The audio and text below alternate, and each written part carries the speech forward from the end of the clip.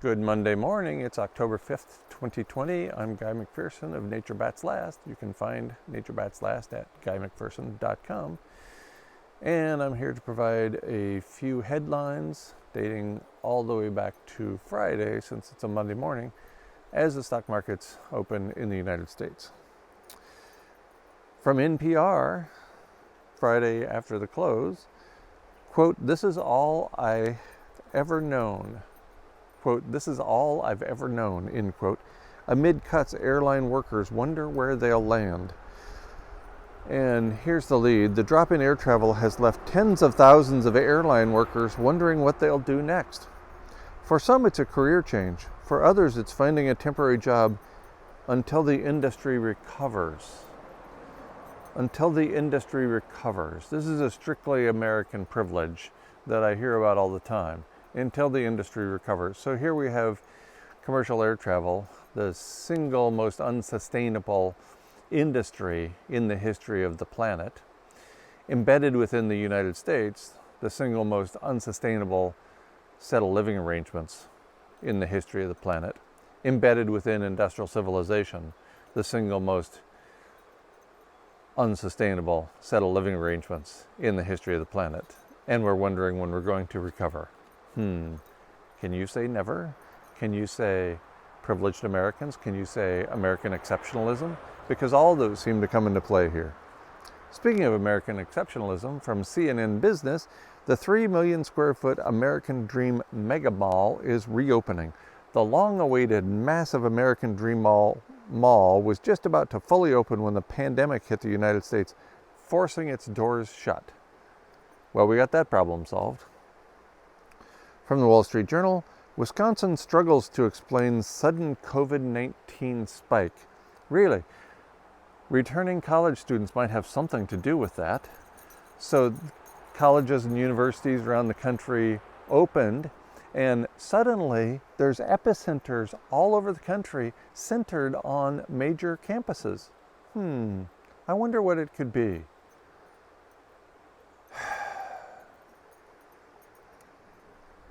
From CNN, this is a wonderful story. I would encourage you to read it. Before Trump, another U.S. president downplayed a pandemic and was infected. That's right, there was a respiratory virus that gripped the country at the height of World War I, about 100 years ago. It started among American troops and exploded into a flu pandemic that killed 675,000 people in the United States. And like Donald Trump, President Woodrow Wilson got infected, and so did several staff members, and not one time did Woodrow Wilson ever mention that he was sick or that there was a pandemic. Not once. You can't get away with that today if you're President Trump because of the internet.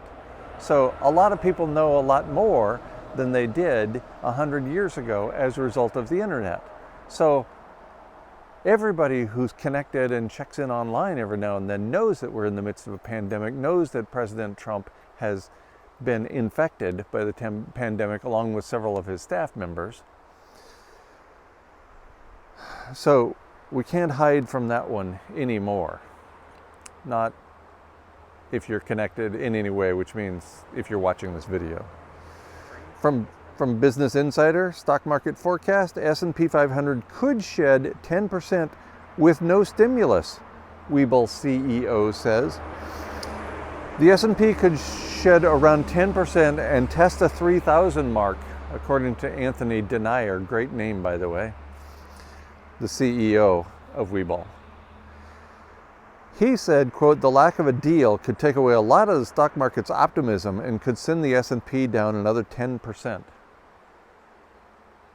Or maybe down another 20%, or maybe down another 100%. It could happen.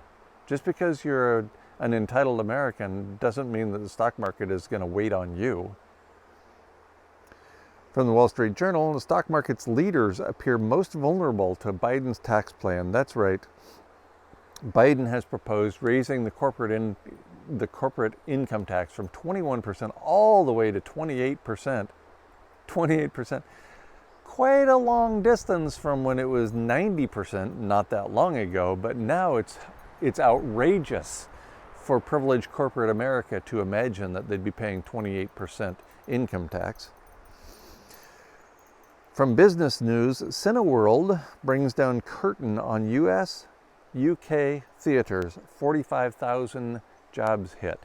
Cineworld is the second largest cinema franchise in the United States and Great Britain, and it shut its doors. It closed down. From CNN Business, quote, a devastating experience, end quote. Temporary layoffs just became permanent for millions of American workers. Well, at least until we solve this little problem we have. That's the American approach, is we can solve anything. From the Washington Post, yes, the mouthpiece of empire, one of them. The headline reads, confusion continues over president's health. The lead, the White House continued to provide limited and contradictory information about President Trump's health on Sunday, saying that he had begun a steroid treatment after twice suffering bouts of low oxygen, but also contending that he was doing well and could soon be discharged from the hospital where he is being treated for the novel coronavirus. What is it? What is it, Trump administration? What is it, Washington Post? What's going on in the world? Who's sick? Who's not sick? Is he seriously sick? Is he not seriously sick? Is it a joke, the way he treats almost everybody else's lives? From the New York Times, another mouthpiece of empire, as Trump seeks to project strength, doctors disclose alarming episodes. Oh, so as with Woodrow Wilson, the current president, a century later, is misleading the populace? Difficult to imagine, isn't it? Difficult to imagine here in the most unsustainable country in the history of the planet that we'd be lied to by our so-called leader. So there you have it, American exceptionalism fully on display.